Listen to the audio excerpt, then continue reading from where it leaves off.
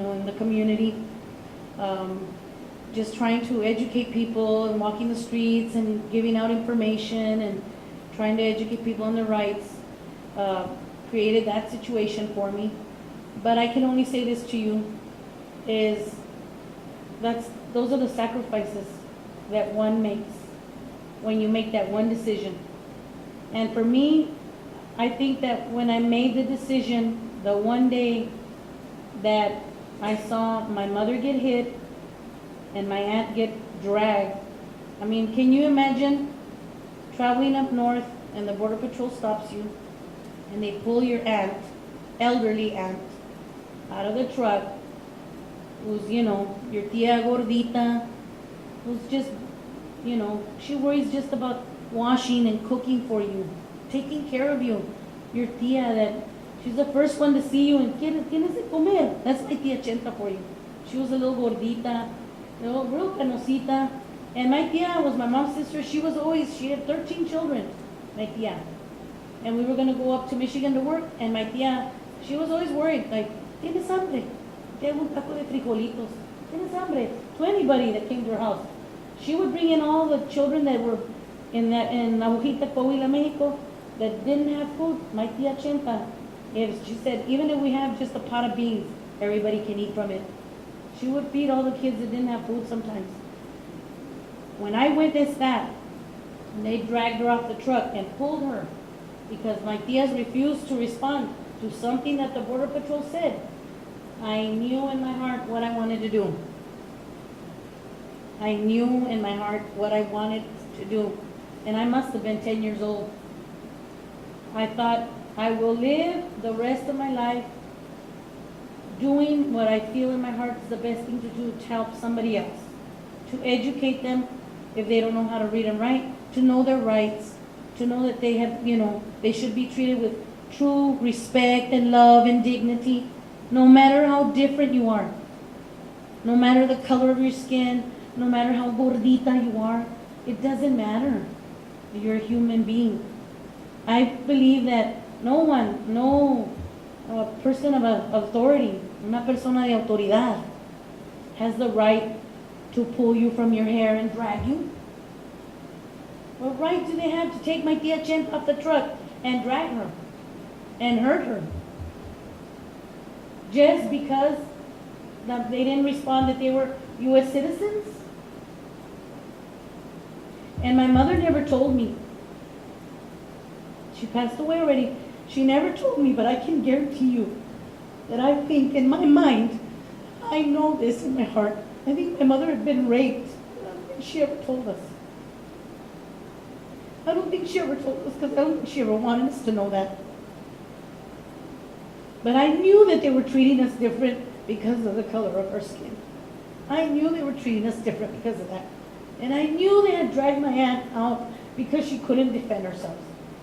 They made all the kids stay in the car and tell everybody to shut up and to sit down. Can you imagine everybody screaming? Her kids, Amma, So I knew then, I knew what I wanted to do. And I knew that if I was going to make a change, even if it was a little bit of a change, even with my neighbor, I didn't care. And I'll tell you that when my mom passed away, she knew how to count to 100. She knew how to count pennies and change. Even if she did it with little sticks, she knew how to write her name, Antonia Mendoza Diaz. My mom knew how to write her name. And she knew how to count. She learned how to read a few words. And I was very proud of my mom that, she was able to learn a little bit to read. And I knew that one step had been taken. And I give thanks that she, even though she told me not to do certain things, I think she feared. Thank you. I think she feared for my safety. I know that's what it was. I don't think she ever wanted me to stop doing what I did. Because as a young person then, I tell my kids this all the time. I said, I don't know why the youth of today, they get so caught up with this plastic thing, internet and the phone. You don't even look at people in the eyes anymore. It's like, even my daughter, she's on her phone, and I'll say, hey, Xochitl, I'm here. Oh, sorry, Mom. Let's talk. Put your phone away, mija. Let's talk today. Let's go outside. Let's go do something. Don't do that, mija. You need to be in touch with yourself. You need to learn to touch the earth. You need to learn. You need to, when you're by yourself, you don't have to do it in front of anybody. Because for youth of today, I'm telling you, it's embarrassing to see you kiss the earth. How dare you even say that to a young person now? You know. But I can only tell you this. I don't know if this is fair to say that, but I feel that all of us as human beings, we have a responsibility to our brothers and sisters, to our youth, because it is us who we have to teach them about love and understanding. No matter how unfair and unequal things are in this world, because we know that for a fact. We know that there's racism, there's unfairness, there's mistreatment of the elderly, everything. The society is doing that to us. It's teaching us about bullying, not before, never mind past, now there's this whole cyberbullying thing. This whole thing of, stuff on the internet is so crazy. We need to reteach our kids to love the earth, to listen to the birds, to see the sky. When I get mad at my kids, I always tell them, "Cuerpos fregados, I'm going to teach you cómo amar la tierra. I'm going to take you to the fields y vayan a trabajar para que sepan. Go work in the field so you know what it is to love the earth." Hi, Mom. Yeah, you're going to start again with your old stories. But it's true. It's true. And that's with my work with the Brown Berets, that's what it was. I eventually got to finish high school. I was in and out, dropping out, in and out, because I never got to graduate with my high school class. I had to graduate somewhere else. But that's okay. I came back. I came back home, and I wasn't kicked out anymore that time. I came back and I started to organize with other groups. I started to ask my old friends that were there, "What are you doing now?" All my old Brown Beret friends. "Well, I'm working here, criminal justice here, I'm out of town." Everybody leaves Del Rio because there's no work. The poverty level in Del Rio is very high. There's a lot of unemployment. Now, in 2013, there's a lot of criminalization of our youth. All the kids are getting in trouble at school, and instead of the schools dealing with the issue, they're sent to court with tickets and fines, and they're taken to justice of the peace courts and charged with misdemeanors for the most ridiculous things. And they begin to get a criminal record, and putting kids in jail, making them do what they call community service. At our Cultural Arts Center, we bring kids in now, the judges send them to us because the parents can't afford to pay their high fines that they put on them. Talking about 900,000, 2,000 fines for fighting in school or using your phone or using profanity against the teacher or whatever. And they give them tickets, and then they send them to JP Court. So if you can't pay the fine, go to jail. What does that do to our young people? It's terrible. So at our center, what we do is try to encourage, if kids come to help us, we don't only teach them to work the garden or whatever we have there, but we also teach them to respect and love themselves and to treat others that way. But it's a process. It's hard. Because now all the other kids look at them as criminals. You're getting community service. You're on probation. And it's terrible. It's terrible. And they separate. It's horrible what that system does to them. So after working with the Brown Berets and doing all that work, I joined the theater. We did a lot of work with the theater, going out, and our acting was strictly on what was happening with the issues of injustice during the time. I got sent away after those last times that I got put in jail.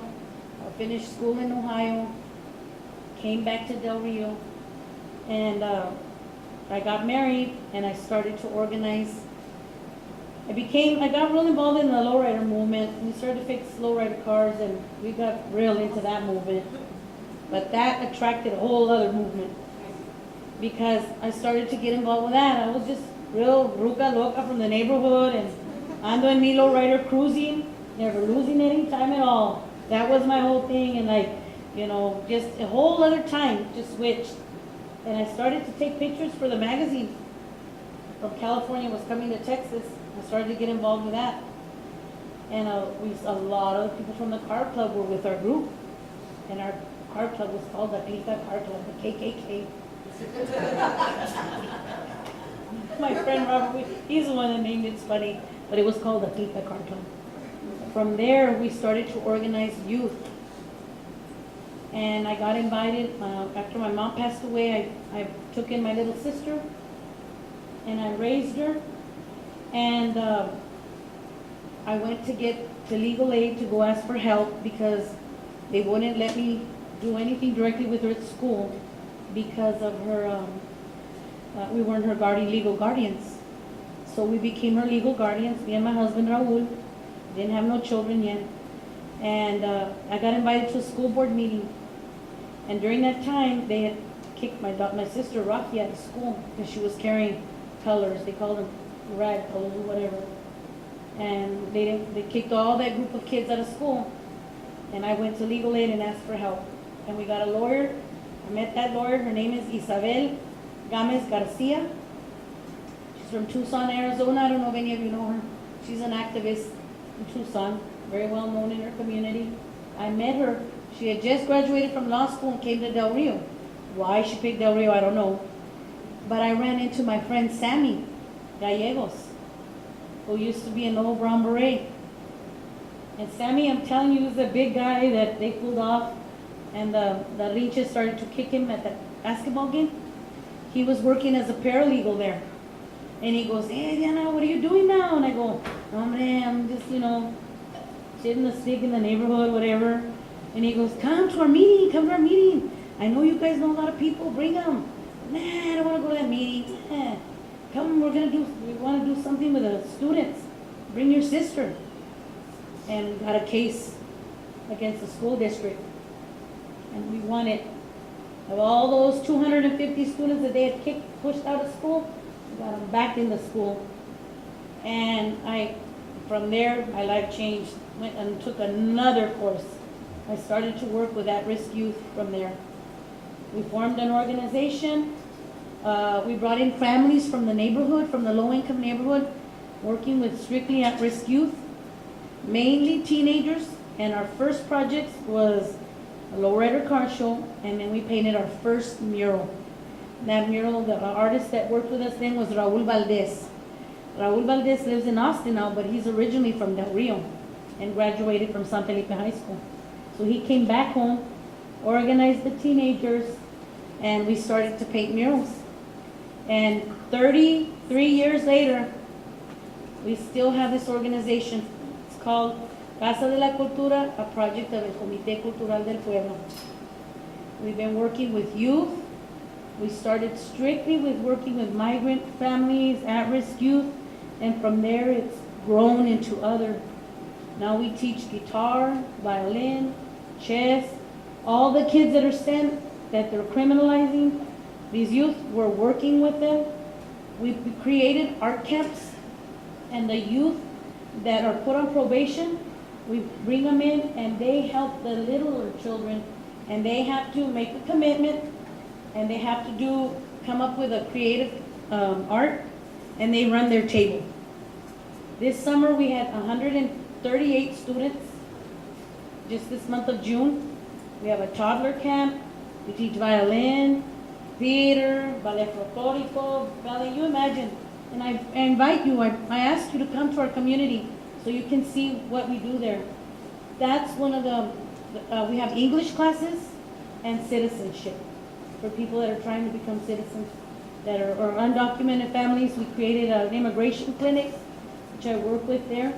And we did a lot of deferred action, Dreamers. We did tons of applications, a lot of volunteers. Out of all that work, we formed many organizations. Casa de la Cultura, Clínica de Migración de San José, Familias Unidas. We built houses for families that were affected by the flood. We got the sheriff at the time, we convinced him to help bring people that were placed in jail and they're kept at a minimum, to help us